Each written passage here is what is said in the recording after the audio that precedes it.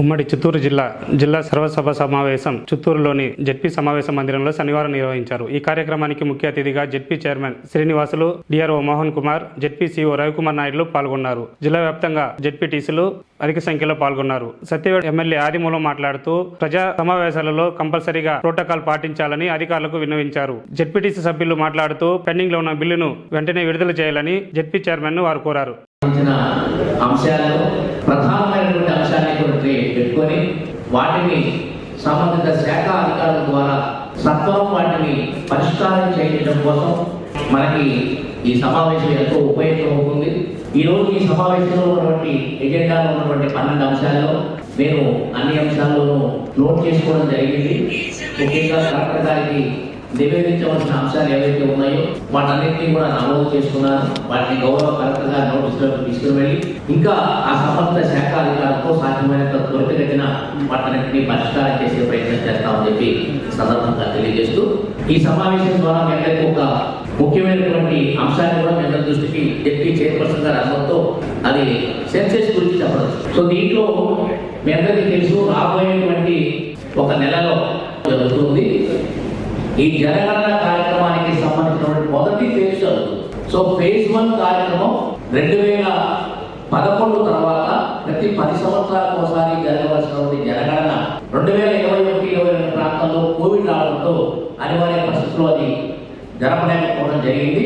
ఇప్పుడు దానికి తదుపరి ఎన్నికలు అది రావడంతో కేంద్ర ప్రభుత్వం దీనికి సంబంధించి 2026-27 సంవత్సరాలు తీసుకొని జనగణన కార్యక్రమానికి శ్రీకారం చుట్టింది. ఇప్పుడు ఆల్మోస్ట్ మన అంతర్గత కూడా ట్రైనింగ్ పార్ట్ అంతా కూడా పూర్తయింది. ఈ నెలలో ఫైనల్ గా ఫీల్డ్కి వచ్చేటువంటి ఎన్యూమరేటర్లకి సూపర్వైజర్లకు కూడా శిక్షణ ఒక వారం 10 రోజుల్లో వాళ్ళకి శిక్షణ మొదలవుతుంది.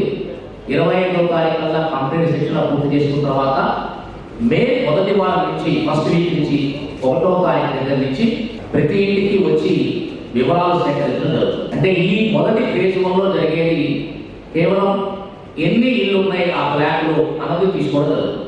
ఒక గ్రామ పంచాయతీ ఉంటే గ్రామ పంచాయతీలో ఎన్ని ఇళ్ళు ఉన్నాయి సుమారుగా ఒక 600 నుంచి 800 వరకు ఒక బ్లాక్గా పెట్టుకొని ఆ బ్లాక్లో ఉన్నటువంటి ఎన్ని ఇళ్ళు అనేది కౌంట్ చేసుకొని వాటిని ఆ డేటా మొత్తం సేకరిస్తారు. మొదటి ఫేజ్ 1లో 2027 ఫిబ్రవరి మాసంలో పూర్తి స్థాయి జనాభా సేకరణ చేస్తారు.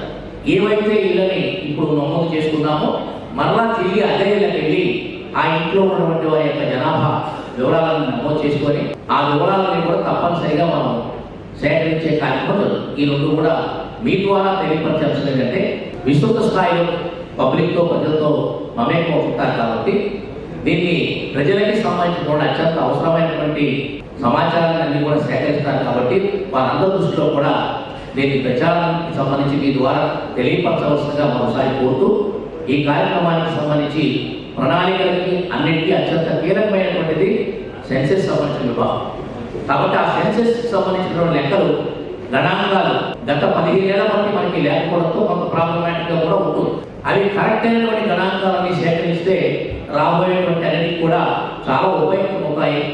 అన్నిటికీ కూడా ప్రతి డిపార్ట్మెంట్ కానీ అలాగే జిల్లా పరిషత్ సమావేశాలకు కావాల్సిన నిధుల విషయంలో కానీ మండల పరిషత్ సంబంధించిన నిధుల విషయంలో కానీ ఈ సెన్సెస్ ఆపరేషన్ సంబంధించి బాగా ఉపయోగపడతాయి కాబట్టి మీ ద్వారా అందరికీ తెలియపరచవలసిందిగా కోరుతూ నాకు అవకాశం ఇచ్చినందుకు జిల్లా పరిషత్ చైర్పర్సన్ గారికి సర్వసభ్యులందరికీ కూడా ధన్యవాదాలు.